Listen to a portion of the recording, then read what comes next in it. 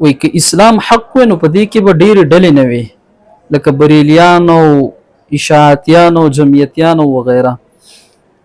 نو که انکار حدیث حق وي نو په دې کې به مختلفو نظریاتو والا خلق نه لکه عبدالله چکړالوي والا او ولا محمد پرویز والا او شاکری والا او یو بل والا.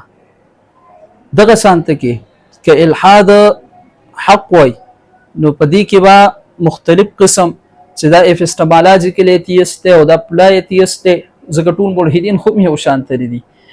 په دې سره خو ټول نظام د دنیا ولې په ډاکټرانو کې اختلاف نه، نو که دغه ډاکټرانو مونږ وایو چې اختلاف ته ځکه ډاکټري ټیک نه ده، نو دا خبره به ټیک وي. یا انجینیرانو کې اختلاف ته، نو د اختلاف ته وجه نه مونږ وایو چې انجینیري ټیک نه ده. یا د دنیا په نورو امورو کې اختلافات دي، نو دغه امور ټیک نه دي.